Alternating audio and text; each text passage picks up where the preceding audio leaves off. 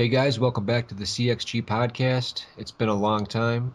I'm joined with my co-host, Joe. How you doing? All right, Josh, how have you been?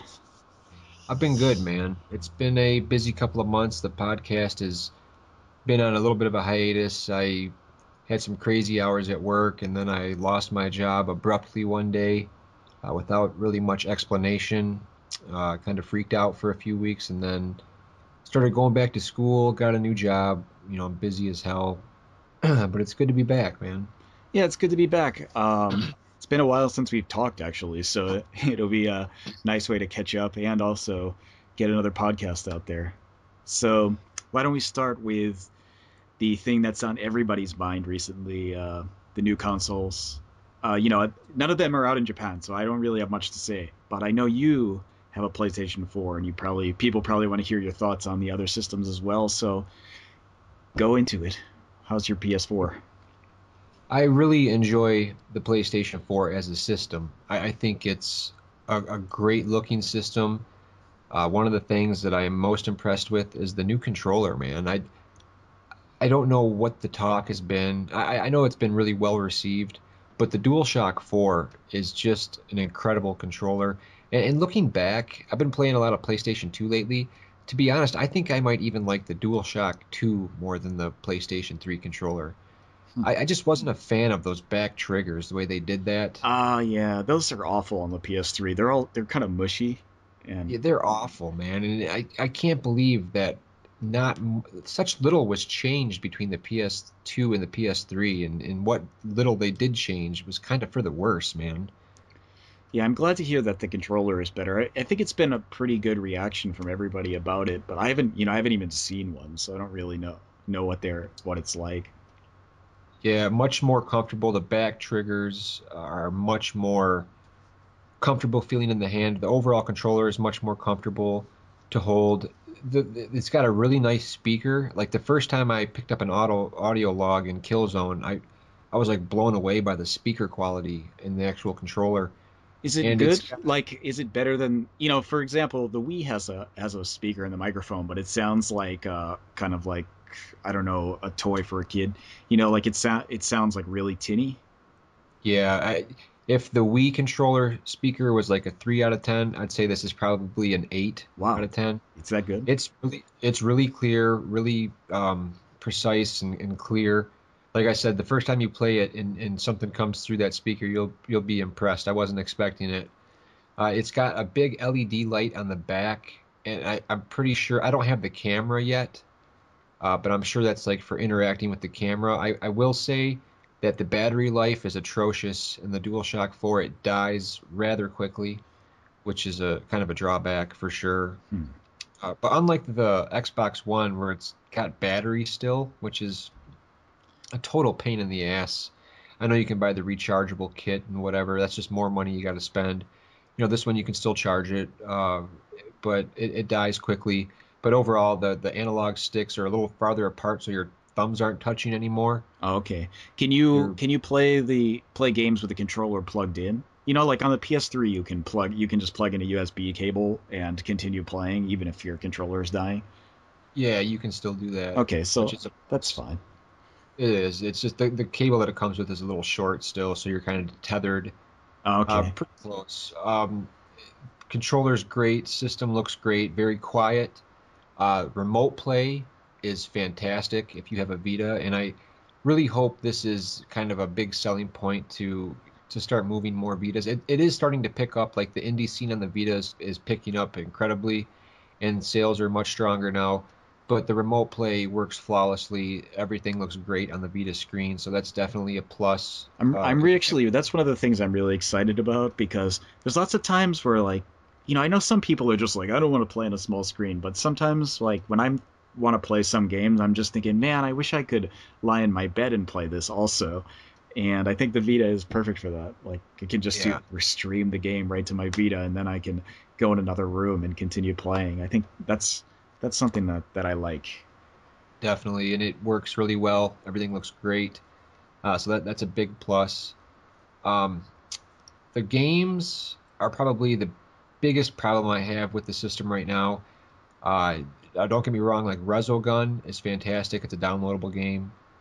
I'd say the standout hit of the system for me right now is Warframe, which is a free-to-play game done by Digital Extremes, and it's an online like multiplayer hack and slash game where you go from like planet to planet, and like every day there's massive updates. Like I have to log on every day to get my updates and all my new weapons and the the earning the ore and it's just an awesome game, really addictive, a lot of fun to play online.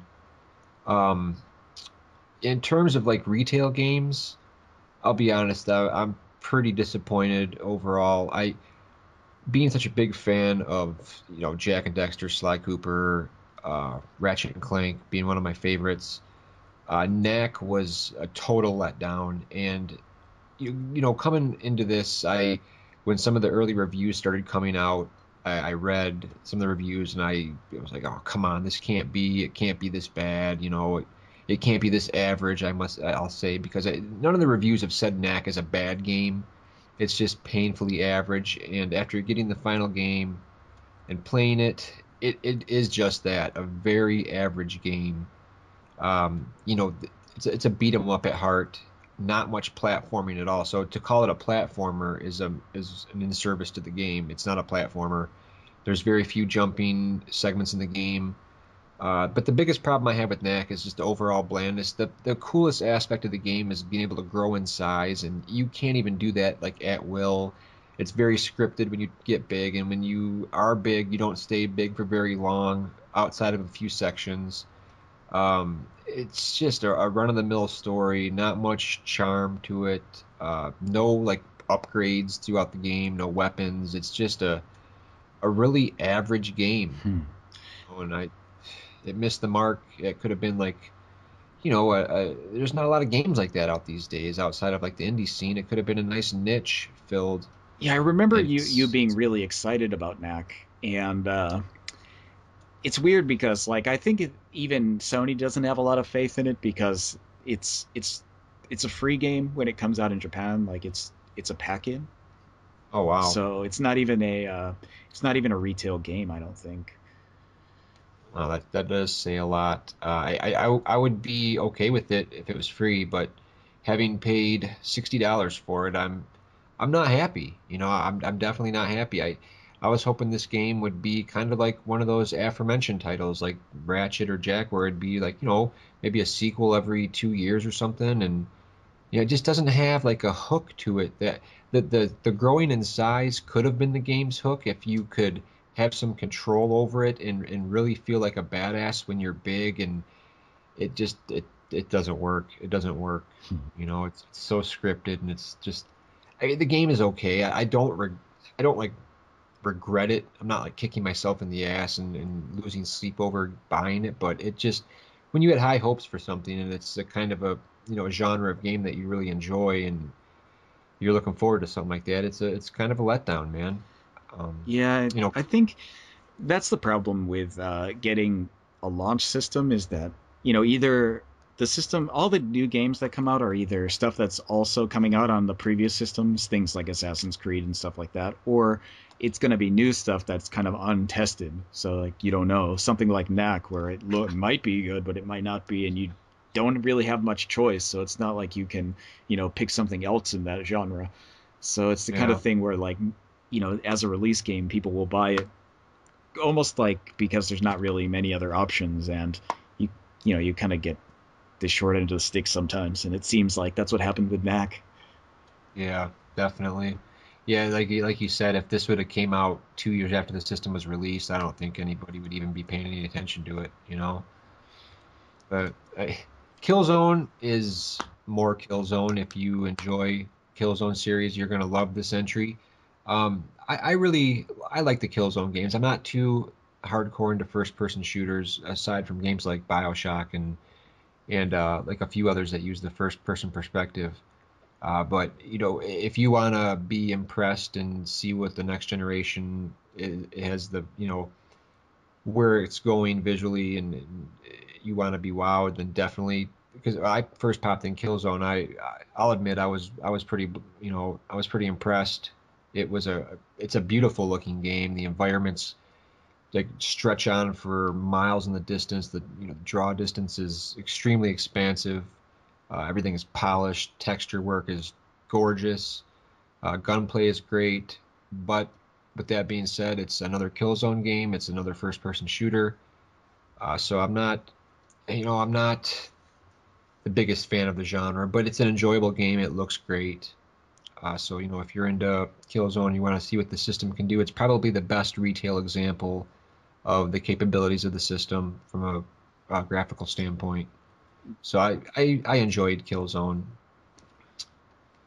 And the final game I picked up was Need for Speed Rivals, which I'm a big fan. Need for Speed is probably my favorite arcade racing series that's out there. And this was a great entry. Graphics really look good. Uh, sure, it was probably primarily developed for the next gen or the previous generation's capabilities, but it still looks really good. It'd probably look better if it was built from the ground up for the new systems, I'm sure. But gameplay wise, super fast. The frame rate never sputters.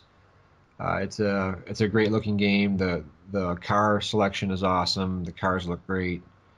Huge open world. Members of the Criterion team, I think, is on Ghost, the development team for this. So it feels a lot like a combination of Most Wanted and Hot Pursuit kind of mixed in together. And overall, I really enjoyed. I probably spent the most time outside of Warframe playing Need for Speed. So are you telling me that you didn't get Assassin's Creed 4? Well, I did get Assassin's Creed 4, but I've got the entire series on the 360. So, Okay. like when it came out, man, I was so hyped up to play the game. I bought the game on the 360 and I had to play it on that because I would it have been the smarter thing to just wait and get the next generation version probably. But you know what? I'm sure it's got better graphics, in terms of environments or whatever, but it's not built from the ground up. So with that in mind, I'm okay with kind of closing out the series on the Xbox 360. And when the next one comes out that's built from the ground up, then I'll either, get it for the PS4 or the Xbox One, I whatever. heard that there's going to be two new Assassin's Creed games next year, and that Yep. one is going to be based on the old engine, and one will be based only for the next gen consoles. So like it'll be another one on the 360 and PS3, and then a different one that's not on those, only on the PS4 and the Xbox One. Yeah, I heard the same thing. And now don't forget, we've also got the HD Liberation. kind of port remake of that, which it sounds like they've added quite a bit new content into that console port. So it's a lot of Assassin's Creed, and I know what people are already thinking. And I hear so many people bitching about Assassin's Creed, and then you ask them, what have you played? Oh, I played the first one. I didn't like it, and I played a little bit of the second one, and it was better. But I haven't played any of the other ones. But it sucks. They just keep doing the same thing. So it's like, listen, I'm talking to everyone out there. If you haven't, okay, if you don't like the game, that's great. That's fine. But don't go out there and try to spread that the series sucks if you haven't sat down and played the entries in the series and know what you're talking about with the overall story, because it's stupid, man. It's a great series. If it's not your thing, that's cool, but don't badmouth it unless you've really sat down and played every entry. And if that's not your thing, then that's fine too. But Yeah, it man. really, You know what about Assassin's Creed? I'm way behind in Assassin's Creed. I haven't played 3 yet, so like I'm not even thinking about 4. But uh I could understand if you played Assassin's Creed 1 and you were just like, oh, this is kind of boring, because Assassin's Creed 1 is kind of boring. You have like, I mean, you can see the potential in there, but it's, there's like 5 missions you do over and over again. yeah, And, but Assassin's Creed 2 fixes a lot of that. And then yeah, when you get like Assassin's Creed Brotherhood, and Assassin's Creed Brotherhood, I think a lot of people from there started kind of writing off the series as just like, oh, it's just going to be this like yearly, barely any changes upgrade. You know what I mean? But the difference between Assassin's Creed 2 and Assassin's Creed Brotherhood is huge. There's a really big difference between those games. There And is. like there's a whole bunch of new systems added in. There's a whole bunch of like interesting little changes and things that they've done to make the game feel totally different. And that game also brought in the online. And you know, when a formerly single player game gets online, people tend to think like, oh, it's just kind of tacked on multiplayer that nobody's ever going to play. Yeah. And, you know, I would generally agree with that because a lot of times that's true. But the Assassin's Creed multiplayer was actually a lot of fun and different. It was different Yeah. than your kind of standard, we're in a deathmatch kind of thing. And that's essentially what it is, but the way it works is totally different. And it's really cool because, like, you have to use a lot of stealth and do a lot of searching. And I really thought, like, I thought it was going to be tacked on. I thought like I'm gonna play this once and I'm never gonna touch it again. And then like my friend and I started playing and we're like, this is actually really good. And Yeah. the Yeah. I think Assassin's Creed doesn't get enough credit for changing things between the iterations. And I know like Assassin's Creed 3 didn't get like all that good reviews, and I haven't played it yet. And I'm not saying I didn't get it because of the reviews. I just like kind of I finished Revelations like 2 weeks before 3 came out, and I was just like, I'm not playing another game in the Assassin's Creed series right after I just beat one. Right. Right. Which is understandable. But yeah, I totally agree. I think the multiplayer was, I think it's very original. You know, it's a lot of fun. And like you said, people do give a lot of flack for not a lot of change in the series when really I think that even the first one, when I first played Assassin's Creed back in like 2007, you know, everybody's played like an open world game, but at that point when that was released, I had not really played a game that gave you like so many different things to do, like in ways to do it. You know, it was I first played it, I didn't know, like I was like, okay, what do I do? I mean, I've got this huge town, and I can get on a horse and I can ride in this huge expansive map, and then, you know, do I climb these viewpoints, or do I, you know, what do I do? There was just an overwhelming feeling of like, here's this huge open world now, you know, go start killing people. And I was floored by it. I thought it was amazing. Yeah, you You know know. what? My problem with Assassin's Creed 1 was that I played 2 before I played 1, Oh, and yeah, that'll do it. yeah, it feels like a totally different kind of game because it really is like kind of stripped down compared to 2. And Definitely.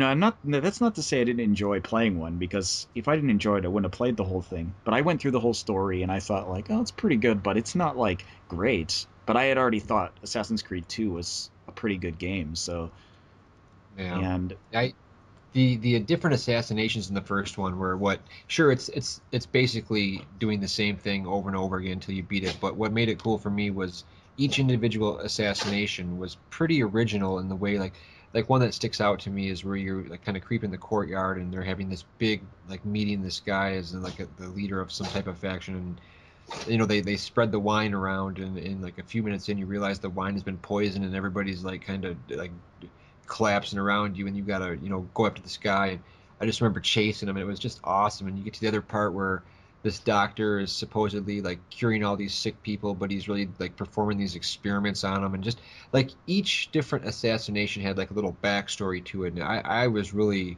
entertained by each little kind of mini scenario of each guy that you had to kill, and that's what made the game special for me, you know, despite the repetition. yeah, I think that's a good point. I mean, I enjoyed those stories too. That's a lot of the reason why I kept playing, even though like it felt like, Assassin's Creed 1 had the problem where it felt like a collectathon. And Yeah. it was totally unnecessary to collect all the flags, but there were like 400 something flags. That's like out of control stupid. Yeah, yeah. That's when I play the Assassin's Creed games. I like to get all the viewpoints and some of the objectives, but I don't go like kind of crazy. You know, when it started getting to like the later entries and you had the different sequences, I did want to get those. But like the smaller collectible things, I kind of ignored. You know, I'm not gonna lie. I'm guilty of ignoring that stuff. Yeah, because you know what? I didn't like those kind of collectathon games when they were out on the Nintendo 64 or whatever, and I don't like Yeah. them now. So I always felt like that's the worst part of Assassin's Creed, having to collect a million things. So Mhm. That Yeah. was like that's always the weakest part for me. But it's it's optional. It's not something like you have to do, but it's the kind of thing Right. where like you kind of feel like you want to do it, but you don't. You know what I mean? Like it's there, and you Yeah. just feel like I keep running into these by accident. Now I have half of them. Should I just go Yeah. back and collect the rest that are all in awkward positions that it's hard to get to? You know what I mean? That's Yeah. the kind of thing where like it's that part of the game isn't fun for me. But it's Right. again it's totally optional, so it doesn't really take away from the overall enjoyment. It's just Yeah. just the kind of thing where like I feel it's like totally unnecessary. But I'm sure there's people For who sure. like it, so I'm not gonna say they should take it out. Yeah. Yeah. So overall, like Assassin's Creed, like the fourth one is up there with my favorites in the series. They got the ship stuff down just perfect this time, and the pirate theme is obviously awesome. So the fourth one overall very enjoyable. I probably will end up upgrading to the next gen version when it drops in price or whatever, and figure something out, a way to trade up. But that's probably the my son got Battlefield on the PlayStation 4 as well. He's been enjoying that. The game does look great.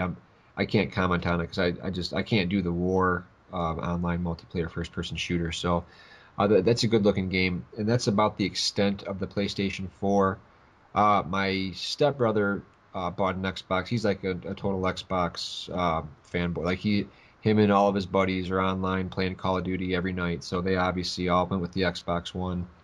And I stopped over there and did get a chance to play the Xbox One, and I do want one. It's just I'm not going to spend thousands of dollars, before Christmas. I will get an Xbox One in time, and it's interesting to note that around here in my area, PlayStation 4 is gone. You cannot find one anywhere. Every store I've been to, completely out. The second they get in, they're gone. And the Xbox One is just the opposite. I've seen 10 of them at Toys R Us. They've been at Myers. Everywhere I go, they have them in stock. So that take that for what you will. But the Xbox One is also a very impressive system. I think the controller is probably the best in the business. Uh, I'm sure you've heard about the added sensitivity and rumble to the back triggers. Yeah, I'm pretty interested in that actually. Sounds pretty Yeah, cool. yeah, it works even better than you think, man. I played Forza using them, and it's like the effect was so great that it kind of feels empty going back to Need for Speed on the PS4 without the rumble in the back, because it almost like coincides with the engine and the way the motor runs and the vibration and the turning and the oversteer and downshifting. I mean, it really reacts just incredibly, man. It makes you feel like it's like a real tactile feel to it. It really enhances the gameplay experience. A really cool addition to the controller, and I'll be honest, the 360 controller is probably my favorite. I mean, I love the placement of the analog sticks, and overall, it feels really nice. Really nice controller. The system I think looks pretty cool. Didn't really mess around with Connect too much, but I really enjoyed Rise. I played a little bit of that, and the game looks amazing. Excellent graphics. Uh, Great combat system. I really enjoyed that, and I really enjoyed Dead Rising 3 from what little I played of it. Killer Instinct was great. He didn't download the Crimson Dragon or whatever, so I can't comment on that. But pretty impressed with both systems, to be honest. And I do want an Xbox One for sure. Yeah, I think So the Xbox One is kind of like you. It'll probably be second on my list. You know what I mean? The yeah, I don't think there's right now. There's not enough games for me to buy one. But again, they're like. I mean, I'm not saying games out right now. I mean games announced for the system that I want to play. yeah, And that's not this. There probably are actually, but since I'm gonna have the PS4 as like kind of my main system, anything that's multi-platform, I just put on that list. So yeah. there has to be, I guess, 10 exclusives for the Xbox One that I want to play. And right now, it's not there. So, Right. but I also have the benefit of that. I don't even have a release date for the Xbox One in Japan yet. So, Yeah, they're totally not even. And it's funny. The Xbox One, I would say over here has definitely got the stronger of the launch lineups, and I almost at times I thought to myself, man, I kind of wish I would have went with the Xbox One first, but it's not really that big of a deal. Like I said, I will get one pretty soon, but it definitely does, in my opinion, it has a stronger launch lineup. I'd rather be playing Rise or Dead Rising 3 over Knack, and I could do without a Killzone right now. You know what I mean? So Need for Speed's available on both. So I probably would have been better off going with an Xbox One to start with, just for the immediate playing of games. But overall, I know I'm gonna like the PlayStation 4 more with the more diverse library. You know what I mean? So I'm not upset that I went with it first, but I think it definitely has a stronger launch lineup right now. Yeah, I tend to agree. I mean, not that I've played any of the games, but just looking at the games, like what's out and for each system, there's more out right now that I want in the Xbox One than there is on the PlayStation 4. Yeah. I think like a lot of the people who have bought a PS4 that I know and have talked about the games haven't Uh-huh. really picked up a lot of stuff that I'm interested in. There's very little I'm interested in for the launch of the PS4, actually. The thing is that when it comes out in Japan, it has different launch titles. Uh-huh. So, I mean, I think all the ones that are out in the U.S. will be out on the Japanese launch. But the only game I'm really interested in at launch is the new Yakuza game, Okay. and that's a launch game in Japan. So, Nice. I mean, when I get my PS4, I'm gonna get I'm gonna get it with that game. But I don't know actually when I'm going to get the PS4. I'm not going to get it at launch because I'm just not going to be able to play it. I Yeah. mean, I there's I mean, I really want the Yakuza game, but not. I mean, 2 weeks after the PS4 comes out, Dark Souls 2 will be out, and I'm not gonna be playing the Yakuza for. I mean, I'll probably have beaten Yakuza by then, and then the PlayStation 4 will just be sitting there collecting dust until more stuff comes out. Yeah. And I might as well just wait and get it at a lower price. I mean, the game, not the system, obviously. Yeah, that's the smart thing to do. One of the things that caught me by surprise on PlayStation 4 was live. It's a feature called Live from PlayStation. Have you heard of this? It's like streaming. Is that what it is? Yeah, like it's a tab you can go to and you just click on it and it kind of like brings up a page and it's just got little squares going out. Kind of like if you're browsing somebody's YouTube channel where it's just got squares of all their videos and they're live streams, man, and it is like unscripted reality TV at its finest, man. Like there's already been like a big storm of like controversy, I guess, like you have to have the camera obviously to take part in this if you want to stream yourself, but it's basically like running your own little web show from your house that people watch and comment. And the other day, I guess a husband and a wife or a boyfriend and girlfriend, I don't know, they were on there broadcasting themselves and they had been drinking and she was like dancing and then all of a sudden the clothes started coming off, dude, and I guess like tits and ass were showing on there and like the screen went black and they took them off the air and like I guess there's like a bunch of controversy going on. The other night I was talking to Point Blank and he's like, "Oh my God, dude, you gotta check out this live from PlayStation." And I go on and I see this girl like dancing and stuff, man. And I think I saw like a boob or an ass or something, and then the screen shut down and went black. They obviously are like kind of watching this pretty closely, but it's funny to see some of this crazy shit going on for people's homes, man, with the PlayStation, Man, dude. didn't they shut that down off of Twitch recently? I think they did, yeah, like, but it's still you can still watch it from like the homepage of the PlayStation, Ah, okay. It's just not streaming on Twitch anymore, so you can actually Yeah, watch it directly from the PS4. directly from the PS4, yeah, and it's Man. of course, something like this is going to bring out all the crazy bastards, man. I mean, granted, there's a lot of people that just like will be sitting there and talking about games and like showing off games that they bought or like doing a playthrough of a game and talking to people and people are texting and chatting and whatever. And I saw a guy there like talking about all of his dogs. He had like animals everywhere and. There's a lot of people that I'm sure use it for the well-being or whatever, but there's always going to be some crazy people that crazy shit goes on. Yeah, you know. man, that's gonna be it's gonna be a source of ridiculous news articles on gaming sites for the entire generation. It's Oh just gonna be yes. like kids bullied on PlayStation 4 camera or whatever. It's just going to be full of Yeah. stuff like that. Every couple of months, there's going to be something. I bet.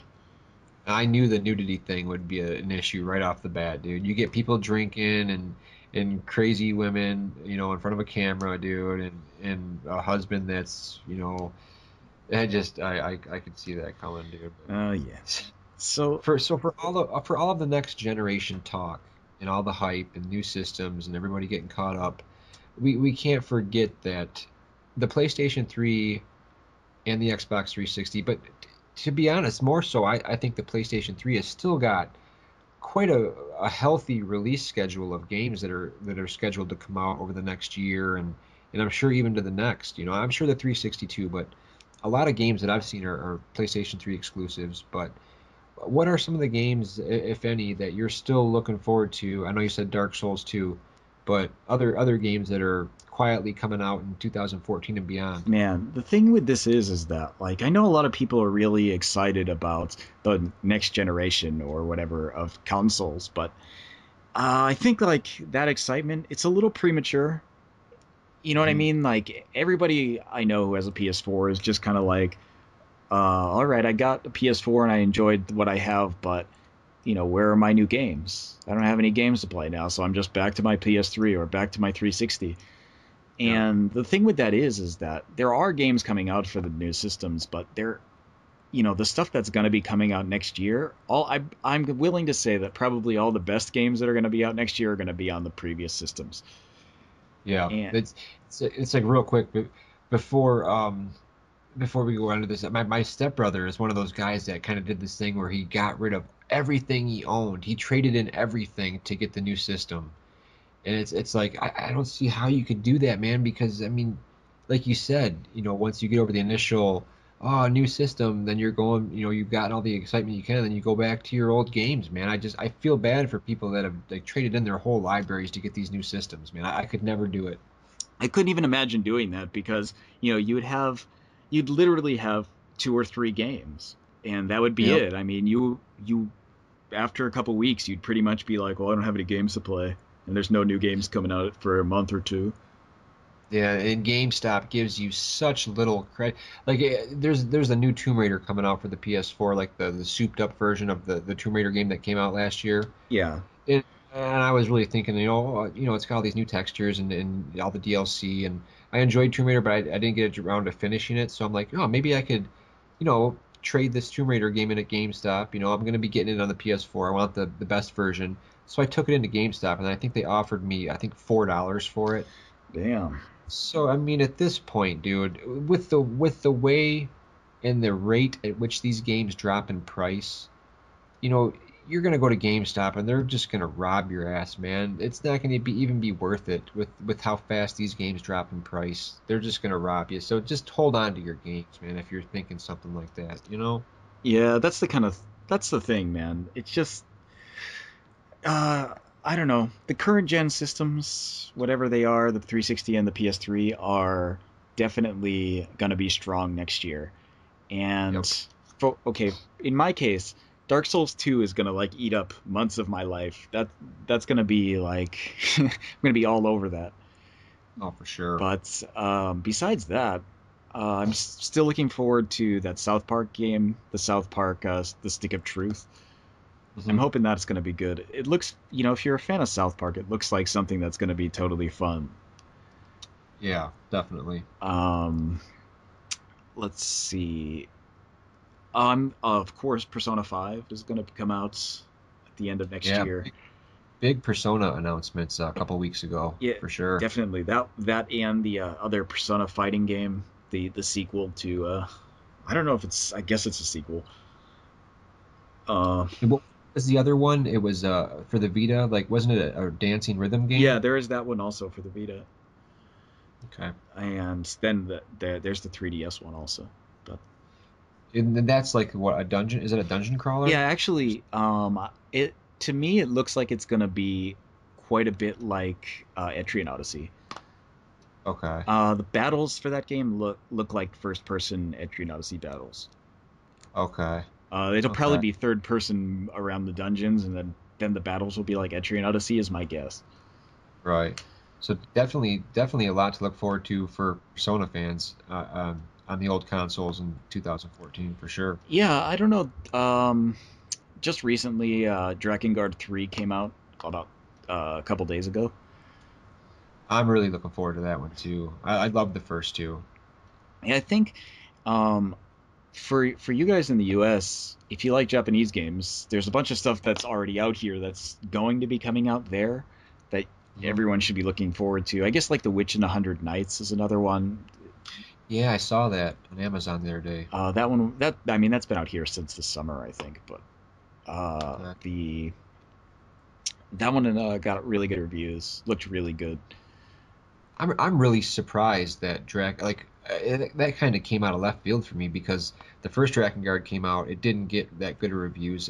Like for me, that's why I was so excited when Lair was like first announced for the PS3. It kind of like took me back. I'm such a huge fan of like games where you can like ride a dragon and get off that dragon and like hack and slash. To me, when I first saw Drakengard, I was like, okay, this combines like Panzer Dragoon flying around on a dragon with like Dynasty Warriors and like merges them into one game. And obviously the end result wasn't quite that, but Drakengard was like a really dark storyline, man. That kind of threw me off. I wasn't expecting Yeah, that. This Drakengard is amazing. was, oh man, I really loved the first one on the PS2 and its sequel, man. I still have them both, man, and I just couldn't believe that of all times, for the series to be so dormant and to not to be that successful in the first place, that we got an announcement for the third one. I was extremely happy, but very Yeah, surprised. it's weird because Drakengard didn't get very good reviews. It got like pretty almost bad reviews for the most part. It's Yeah. the thing is that as a game, like the gameplay is pretty mediocre. It's not it does take the kind of flying of dragons and like Dynasty Warriors basically and mashes those two together and Yeah. the product the end product is like a mediocre mix of both of those. It really is too. Nothing special about the individual systems, but it's when it all comes together for me, it just Yeah, worked. what happens with that though is that the story is so fucked up. Like, it's seriously that game is off the charts crazy. And Yeah. like it's the kind of game where you're playing and your character is totally unlikable and Mhm. he's unlikable because he's more of a villain than anybody you're fighting. Yeah. And the party people your party members are even worse. So like it's the kind of thing where like, you know, if you remember that game, like your character is essentially like this horrible revenge machine. He just wants to kill everybody. And Yeah. like your party members, there's like your sister who wants to have like some kind of incestuous relationship with you. You have the kind of creepy child molester guy that joins up with you. You've got the kid, the baby killing mother who wants to have more babies to kill or whatever. Everybody in that game is fucked up. Like that game is off the charts crazy. And Yep. when you play it, like it's hard to like anybody, but it's so like captivating because it's just the kind of thing where like you don't see that kind of thing very often. So you want to play it and you get through it and you're just like, I hated everybody in this game and I'm glad they died. But you know, it's the kind of thing where like you're essentially the villain. There's no way around it. There's no way you're not the villain. Yep. And that's the thing with the series is that you're not going to play another series like this. It's just not going to happen in terms of story and even really the dragon and the fighting thing, man. There's not really too many dragon games that are done well where you can get off, get back on, and then hack and slash. And I kind of like the weapon system too, how it had like that weapon wheel where you get the different weapons, and as you fight more, you get longer combos. And the hack and slash was definitely nothing special, but and they had like the one fucking loop of music that looped over and over and over. Yeah. But I just enjoyed it, man. I enjoyed the first. I enjoyed the second one just as much, and the third one, I can't wait. Did you play Nier? I did play Nier, and that's like kind of like in the same like it's kind of like a spin-off, I believe, or whatever, in the Yeah, same. it's like a branch off one of the endings of the first game. Yeah, and that to me like Nier. The second I put that in, and like you turn the system on, she's like, "Weiss, you goddamn fucking idiot! I'll fucking burn your pages and throw you the fucking furnace. I was like, holy shit, dude, this girl's out of her fucking mind. And the music in that game is absolutely fucking breathtaking, man. I love the music in Nier, and I just the whole theme of the game and the overall like kind of just like bleakness of it all and the changing gameplay styles, man. That is one underrated game for sure. Nier, Yeah, that definitely. game really didn't get good reviews. It got really mediocre reviews. And Yep. it's kind of sad because that game, again, is totally underrated. It's such a good Very much. game. If you play Nier, it's the kind of game where like people who have played it and played through it almost universally love it. It's the kind of thing where Yeah. like anybody who I know who's played it has like nothing bad to say about Nier. It's always ranking really high in their lists of like favorite games. And Yeah. it's weird because when it came out, all the reviews were like sixes and stuff. It was just like it got really bad reviews, and I thought like I couldn't understand why. There's lots of things where like I don't understand why things get bad reviews in a lot of cases because sometimes it just turns out to be the kind of thing where it's really good but didn't get good reviews for some reason. Yeah.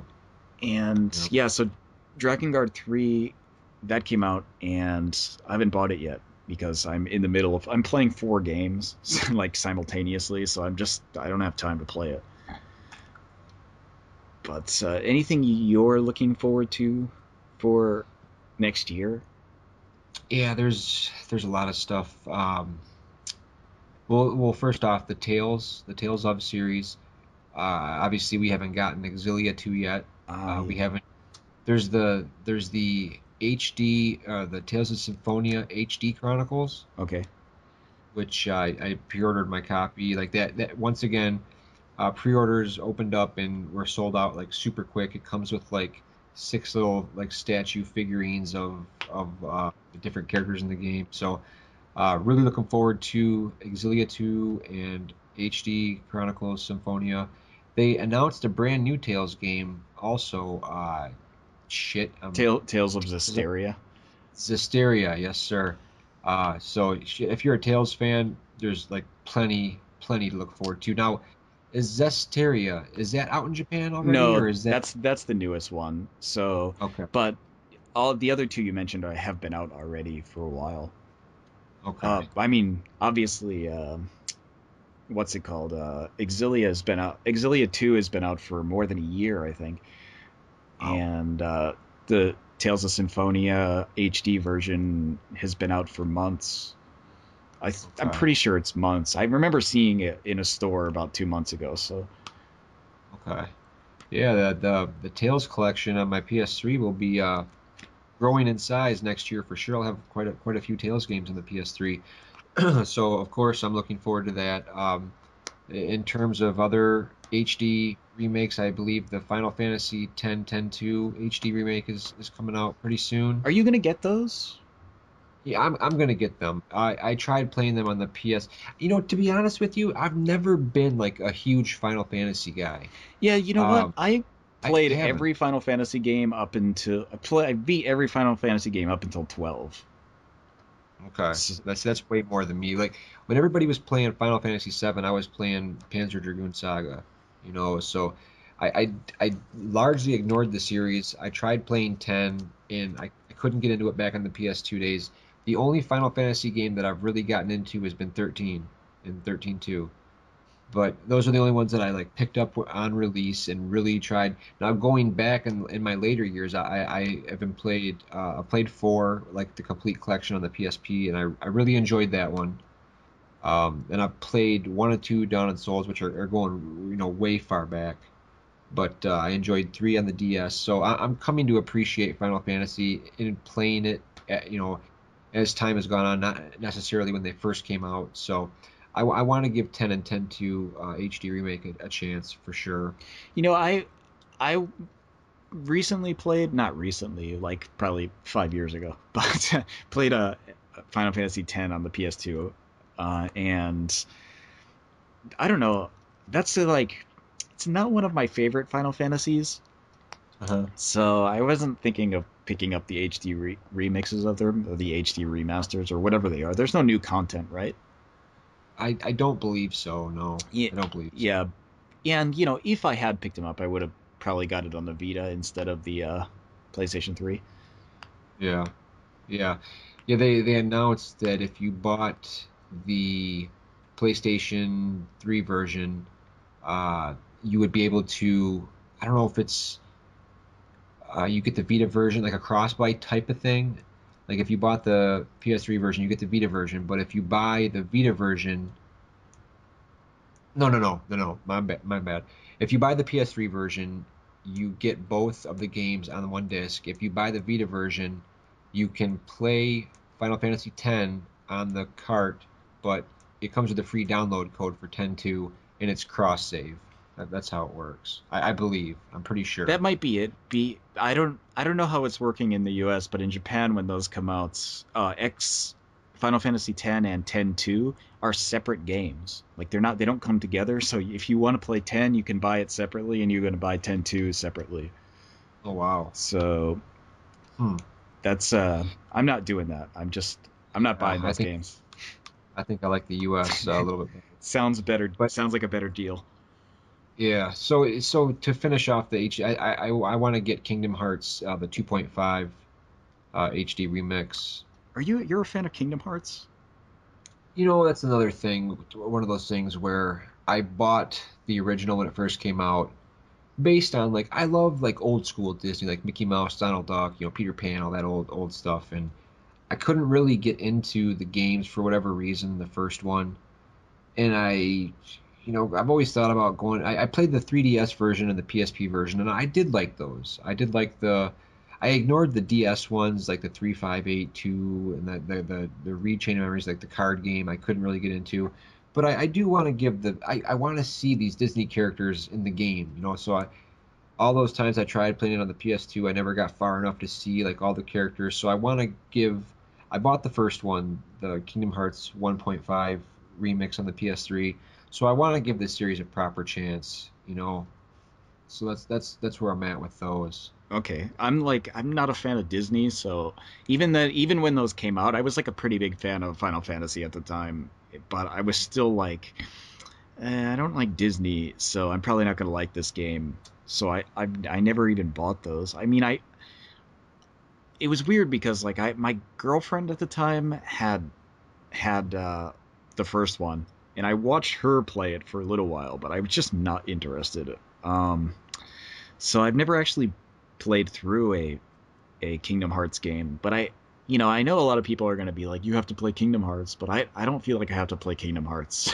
You know what I mean? Like I feel like Yeah, I'm just not yeah, interested. It doesn't grab me in any way. There's no hook for the game to like make me want to play it because I don't like yeah, Disney. I mean, yeah. If you don't like Disney, there's no point. Guys. For me, just growing up watching like Donald Duck was always my favorite, and I loved watching Goofy. So, and I loved Peter Pan, and like just seeing those guys again is where it's at for me. and it's weird because like if I were to play a Disney game, I would. You know what sounded like a really good Disney game for me? That one that was on the Wii. Um, what's it called? Mickey Mouse something something. Epic Epic Mickey. Mickey. There we go. Okay. Because in theory, that one sounded like it was going to be best for me because it seemed like they were pulling out all the like weird 1920s characters out of no in that game, Yeah, and that was what yeah. I was interested in. I was pretty interested in that, but in practice, that game didn't quite turn out as I was expecting it to. Yeah, I think it's for me, and it's also the same thing that actually killed the sequel on the 3DS. Like, in theory, I should have loved that new Mickey Mouse like Power of Illusion or whatever, but it's that freaking painting and thinning mechanic, man. It totally bogs the game down on the 3DS. It slows it to a crawl. I hate the paint and thinning mechanics, and I just wish that whole concept was just taken out back and shot, man, because it ruined the game for me, and I really didn't dig it in the Epic Mickey games Yeah, either. it's weird I because like I really liked that. I like that kind of black and white 1920s cartoons, though I'm not a huge fan of the Mickey, the Disney cartoons, I guess. yeah. I'm more of a Bosco guy. I don't know. uh, I like like the 1930s Popeye cartoons, stuff like that. Yeah, definitely. So I guess like the Fleischman brothers or whatever, who that's who did those, right? I believe so, man. I'm rusty on the old stuff, dude. But I like that kind of style more. I wish they would make a Mhm. game in that kind of style, but you, there's like nobody who would buy that. Me and nobody else, I think. So Yeah. if they made a 1930s version of Popeye, I guess minus the crazy racism, it Uh, would probably be pretty good. yeah. Yeah, I mean, other than that, off the top of my head, like Lords of Shadow 2. Oh yeah, I Uh, forgot about that. I'm pretty excited for that too because the first one was really good. I really enjoyed the first one. definitely, definitely. There's like a coffin like special edition that's coming out, I believe, exclusively to the UK. I'm pretty jealous about that. Are you going to Um, import it? I thought about it, man. I thought about it, but postage is just such a pain in the ass coming from there, and the paying for the tracking and all that. I don't know. I don't know. I gotta think about that some more. And lastly, that were like that Evil Within or whatever. They Yeah. Here's a funny story. I was hired to work on that game, and what happened was the job like disappeared like before I started. no Yeah, shit. I was supposed to be working as translation in the for the kind of programming section, and then when the game actually was finished to do the localization, Uh-huh. and they hired me to do it, but it was like not the job ended up not being available after like they changed their mind on how they were going to do it, so that like the job disappeared. Wow, how fucking amazing would that have been, Yeah, I dude? actually would have been working for that company for Tango.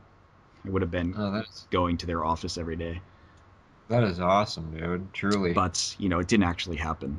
So I started working on other stuff. Yeah. Damn. Well, that sucks, dude. But I think I'm pretty sure that's all I have off the top of my head. There might be a few more. My list is not with me right now, but I I think for the most part that's about it. Yeah, see, there's still a lot of really good games coming out for the older systems, and I think even in going into probably 2015, there'll still be games coming out, and Yeah. you know that's the kind of thing where like even now there's still games coming out for the PSP, and I mean not so much in the US, but in Japan like games come out for the PSP like almost every week, so it's the kind of thing Yeah. where there's still stuff coming out, and I assume that companies are going to still be releasing stuff for the PS3 and the 360 in 2015 as their games people are still releasing stuff for the PSP now. For sure. I'd say even more so than the transition between the Xbox 360. Well, the Xbox, they just said, okay, we're done. That's it, done. And then the PS2 obviously gradual down. But what seems weird about this one is that, okay, it's been since 2000, what, 5 and 6 since consoles came out, and you know, as it got into like 2010, 2011, 2012, everybody was like, "Oh, this has been the longest generation ever," and "Oh, we're ready for new consoles." It just seems like for as long as this console generation has been, it's like when the PlayStation 4 and Xbox One came out, you had just had like Grand Theft Auto 5 that released, like The Last of Us had come out a few months before. Beyond Two Souls. It just seems like there was so many big games coming out still that like these new generation systems like almost came out like too quick. It's like it turned in from, oh, it's been forever to all of a sudden, whoa, wait a minute, these are already out. I mean, there's still a shitload of games that are still coming out for the PS3. It's kind of like an odd catch 22 where it felt like forever, but once they were here, it's like, whoa, this kind of came on fast. I'm still playing Grand Theft Auto 5, or I'm still doing whatever. You know what I mean? Yeah, but it's also kind of compounded by the fact that pretty much every console at launch has like a couple of months of dry spell afterwards. Yeah. Um, there are pretty much no consoles that have launched and had a steady stream of software coming out, and No. unless you think about something like the Super Nintendo or whatever, but again, that game the Super Nintendo launched in the U.S. and didn't and had a steady stream of software since its launch, but only because it launched a year earlier in Japan, and then they just started porting those games over. Yeah. That was like the only reason there was a steady software. Like the same with the Dreamcast is pretty much the same. There was kind of a steady stream Yeah. in the beginning for the Dreamcast, Yeah. but again, it came out in Japan like a year earlier, so it was just Yeah. essentially ports. I was gonna say Dreamcast as well. Had a pretty steady, and even the Vita like had a great launch, man. But I guess we can't say the same for moving forward. But started off good. But Yeah, it's that, weird to say that because for me the Vita is really awesome in it, and games come out for it all the time. uh But yeah, if you've ever looked at the difference between the Vita games released in Japan and the Vita games released in the U.S., I think there's like about 80 more games released in Japan than there are in the U.S. yeah, there's no comparison. No It's like comparison. something ridiculous. There's like it's like a ridiculous amount of extra games in Japan over the U.S. So Yeah. it's weird too because like in Famitsu, every week they list the games that are coming out for the systems, and the games that are coming out, the list for the Vita is always bigger than the 3DS. There's always more games coming out for the Vita than there are for the 3DS Not, in Japan. I mean, I'm not in the US. I think it's totally the yeah, opposite. yeah. I've read like a couple articles, if I'm not mistaken, that said like the Vita has like outsold the 3DS for like a couple of months there, Yeah, in a it row did or for a something. little while because combined, not, I think it did just for the when the new colors came out, and then when the Vita TV came out. Oh, okay. But Okay. yeah, it's not. I mean, it's nowhere near selling as much as the 3DS. But the as Right. far as games coming out, it always has more. And Mhm. it's weird because like another thing, this is a little off topic, but the in Famitsu when they list the games that are coming out, they always have like a this kind of like mystery section at the end of it where it's like there's no date for these games, but they're being developed. And it's sometimes like in that list there'll be like you can find games that haven't been announced, and it'll Uh-huh. be like unspecified game in this series being developed for this system. And sometimes you can find stuff that's interesting. So like you'll go through and like recently I'm looking and I'm like, hey, Shin Megami Tensei for the Vita, what are you doing on that list? Whoa. Yeah, yeah, like unspecified Shin Megami Tensei title for the Vita on that list. And Wow. this is like last year there was unspecified Persona title for the 3DS, and now this year we have the announcement of it. So Man. it's pretty interesting if you look at those. Yeah. Real quick, I wanted to bring up, you mentioned Vita TV, and that's obviously I've heard a lot of people like be pretty strong in their voice that they want it to come out here. Is that something that's doing well over there, and are you interested in picking it up? The Vita TV sold a lot in the first week, but after that it's been way down. But I'm wondering if it's way down because there's no stock, or if it's way down because like everyone who wanted one pretty much got one. Yeah. And really, I don't know. I honestly don't know. The game store near my house hasn't had any in stock since it came out. So I'm wondering if it's just like that store doesn't have any consoles, or just like the supply is really short. And Oh, so I don't actually know. I haven't done a lot of research into like the supplies of the Vita TV, obviously. But yeah. you know what? I was gonna buy a Vita TV like right off the bat because was just gonna like, oh well, I can stream from the Vita TV to my computer and capture footage. But Uh-huh. actually, you can't. So Oh, yeah, it's yeah. that thing where they have it's the same as the PS3. Like you can't stream from Yeah. you can't capture footage. Yeah.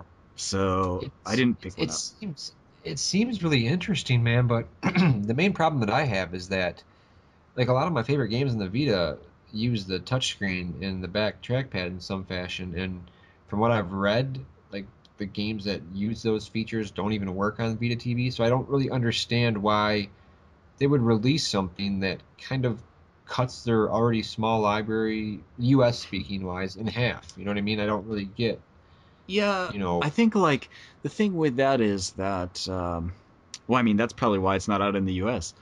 but Yeah. also because in Japan, a lot of the most popular games that were previously not functioning, a lot of them were patched to work with the Vita TV. Like Okay. that, what's the Senran Kagura, the kind of ninja girls with big tits game. Right. Right. That the one on the Vita was patched to work with the Vita TV, and there's a lot of stuff that comes out on the Vita, like visual novels and stuff like that, Yeah. that will work on the Vita TV with no problem. Okay. And Yeah. I think a lot of the stuff that people were excited about playing, like God Eater and Soul Sacrifice and Tokiden, those kinds of games, all work Uh-huh. right out of the box. Oh, cool. So, the Vita TV actually, it seems to me like a pretty good idea. I like the idea of it because there are a lot of people who would want to play games on the Vita but don't want to play it on a Vita. You know what I mean? Like they don't like handheld Yeah. gaming, but they want Yeah. to The play screen. some of those games. Yeah. And in the US, I think that's more prevalent than in Japan. I think there's more people who would be, you know, down with buying a Vita if they could plug it into their TV and just play it that way. Yeah. And A lot of people say that too. 9 times out of 10 people that I talk to when I ask about like, oh, do you have a Vita? Do you have a 3DS? Like, oh, no, I can't stand those small screens. I've got to play it on a TV. So yeah, like you said, it's a big issue for some people. another thing that I liked about the Vita TV that I haven't heard of many people talk about. I mean, not that I've heard many people talk about the Vita TV, but the coolest thing I noticed about the Vita TV is that it upscales PSP games. So I don't know if you've ever connected your PSP to your TV, but I have, and it plays in a window. It doesn't Yeah. stretch full screen. But if you Yeah. play a PSP game through the Vita TV on your TV, it upscales to be full screen. So Oh shit. No, at $100, to me, honestly, that's worth the price of admission right there. yeah, that's the thing. I mean, if for example, you can actually buy a PSP upgrade, like a PSP upscaler, and those cost Uh, about $70. So it's the kind of thing where like, well, might as well just get a Vita TV at that point. yeah, that's a no-brainer there, really. Shit. So that was like a pretty cool thing, I thought, and it upscales your PS1 games also in the same way. I mean, the Okay. PS3 does that already, but the Yeah. if you don't have a PS3, I mean, you can still play the Vita TV and all of those like PS1 titles from the PlayStation Network and PSP titles you can upscale on your TV. So you get the extra bonus there of like getting it PSP games also that you can play on your TV instead of on a handheld. I think like that kind of thing might be a good seller for the Vita TV. It's just it's not out in the US and they've never announced anything about it being released outside of Japan, but they Uh, should because I think that would probably do. I mean, I'm not going to say it's going to do awesome in the US, but I think it would do, pretty good. Good enough to warrant it being sold there. yeah, I mean, I think you know, as a product, it makes much more sense in today's time and age than it did a few years ago releasing a PSP Go. Yeah, You know what I mean? it makes a lot more sense I think than than the PSP Go. And pretty much everything makes more sense than the PSP Go though. Pretty much. I walked into Kmart the other day and I saw in the very back section of the electronics underneath like the display they had two black PSP Goes and a white PSP Go on clearance for I think 34.99, all three of them, like shoved in the way back. I would totally have bought a PSP Go for $35. I bought all three of Did them. you? Holy shit. I did, man, because you know what? Number one, even if I decided to sell a couple of them, for $35, man, to have that much built in, what is it, 16 gigs? I mean, I just said fuck it, dude. You know, That's that 35 bucks. man. I couldn't leave them there, man. I couldn't. The thing is like the PSP Go. The problem is obviously the main problem is that you can't play any of your games that you already own. Right. But unless you're like obviously unless you're downloading all of your games, but all of the games weren't even available for download and haven't been available for download since the beginning of the PSP. Yeah. So Yeah. it's not really an option for some stuff. But if I kind of understand the mindset of the PSP Go, it's just like wasn't happening for most people who were fans of the PSP and already had a PSP library. Exactly. And the only reason I've got so many PlayStation Network purchases, man, that I could probably fill up two systems worth of games. You know what I mean? So I for that price, I couldn't Do leave them you buy there. a lot of PlayStation Network PSP games? I didn't. I mean, I did back when I first got into the PS3. And they started release. I bought a lot of like PlayStation 1 classics, man. Like a lot of the role playing games and older games. I bought a lot. I mean, I have a lot of PS1 classics. Not so much like PSP games digitally, no. Yeah, that's the thing. Like the PSP Go, like the problem for me is that like the reason I didn't ever buy one was because not that um you know I didn't want to have any PSP games downloaded. It's just that I have like only two PSP games downloaded, but I have I probably have about 10 or 15 PSN classics downloaded. Yeah, And the problem with that is that I already have a PSP that can play those, and I have a Vita that can play those. right. Yeah, So it's the kind of thing where like it's not really a necessary thing for me. But if at the time I had like not been buying physical copies and I had been just downloading PSP games, uh-huh. it would have been like a no brainer because it's a smaller system. It's smaller and it's actually like pretty well designed. It's just not a it's just the kind of thing where like it's kind of face palming because nobody wanted it 5 years ago or whatever. When did it come out? Not 5 years ago. Uh, it wasn't quite that long ago. I think it was what was it like 2009 maybe? The Go? Was Is it? it that long ago? You know, now that I think about it, it might have been 5 years, dude. It might have been. I know it was because the Vita came out in 2012, and it was quite a bit before the Vita. I Oh, want to say at least 3 years before the Vita. So I mean, it's going to be 2014, so it had to have been maybe 4 years ago. hmm.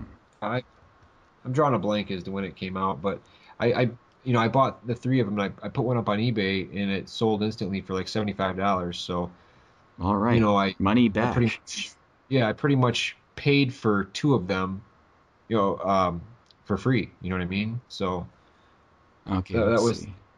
that was the intention. Wow, yeah, you're right. 2009. Yeah, that's Insane. yeah, yeah. Time flies, man. But that was definitely a big flop. So moving on, we were going to discuss some games we've been playing, obviously, and we were going to talk about some of our game collecting goals. But as you guys know, the holidays are very fastly approaching, and I myself have to get up extremely early in the morning and start making the rounds of going to see family members that you don't see quite so often throughout the year and taking the kid and seeing family members. So unfortunately, we're gonna have to cut this episode short. But the next episode, I can promise you, we will talk all about some of our retro game collecting goals, talk about some games we've been playing, amongst the various other topics. And I just want to say to you, Joe, it's been great talking to you once again. Yeah, it's And always now good talking to you. Good catching up after all this time, months. For sure. And now that I've got a schedule that is, more that of a normal human being where I'm not working all night and sleeping all day, we should be able to roll this podcast on a pretty regular basis, whether that's weekly or bi-weekly, whatever. Um, we'll definitely keep this train going from now on. So All right. it's good to be. I want to, wish everybody a happy Merry Christmas and a Happy New Year, or whatever holiday you celebrate. Happy to you, Joe. Have a good time. Yeah, it's rare for me to actually have Christmas off because it's like Valentine's Day Part 3 or whatever in Japan. But I actually do have it off this year because it falls on one of my normal days off. So I have Good. Christmas off, and I usually have a Christmas party at my house. So, Oh, nice. you know, I guess real quick before we go, do you have any games like you usually play around the Christmas time that helps you get into the spirit, or any favorites of yours that you bust out around this for time? Christmas, no. Can't think of anything. Last year I played, well, Yakuza 5 came out last year, and it's like based around Christmas. There's like gangs of angry fighting Santas and stuff. Yeah. Uh, but I don't play that every year. I just ended up playing it last year. Okay. How about you? Do you Okay. have any Christmas games? I always pop in Christmas nights. Oh, okay, that's Uh, short. yeah, usually on like Christmas Eve and just like, taking the music and the snowy backgrounds and just go through and play that, get myself in the mood and a little bit psyched up for it. But, not traditionally like a certain set of game or anything, but I always like to pop in Christmas nights around Christmas time. That's And not a it, bad choice. yeah, good music and yeah, I always like nights, man. It's a good holiday game to play. You remember getting that when it came out with the controller. Yeah, that was good stuff, man. Damn good stuff. Any last words, my friend? I have nothing left to say. Hopefully, we'll have more of these out eventually, and we'll get everything going again. Yeah, for sure. We'll try to have one out before the new year. Yeah, if you're available, that's cool. That's Yeah, cool. I'll be busy during the Christmas, but day or two after, definitely come back on to an episode, talk about what we got for Christmas or what games we bought ourselves, and then some of those retro collections that we're looking to finish off, and some games we've been playing recently. It'll be a good time. All right, should be fun. All right, take it easy, guys. Thanks for All listening. right, see you next time.